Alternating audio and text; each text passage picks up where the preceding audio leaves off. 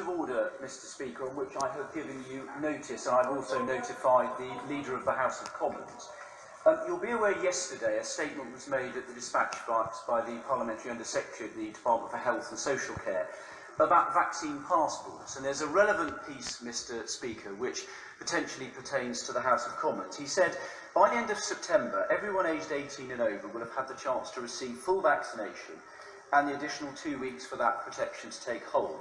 So at that point, we plan to make full vaccination a condition of entry to nightclubs and other venues where large crowds gather. Proof of a negative test will no longer be sufficient. Now, it seems to me, Mr. Speaker, particularly on a Wednesday, when we get back to normal, that definition could equally apply to this House of Commons. It would be outrageous if the executive were to attempt to prevent any member of Parliament attending this House to represent our constituents without first undergoing a medical procedure.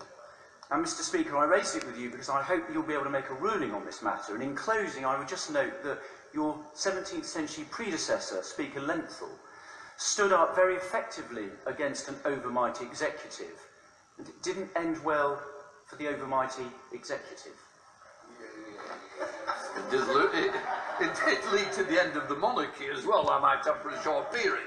So let's hope we're not quite going back that far. What I would say is I'm very grateful for the honourable member giving me notice, and I've had no indication that government considers the policy is mentioned should apply to this House. What I would say, Speaker of this House, there is nothing to stop a member coming into here. You have the right to come to this House unless this House otherwise says so.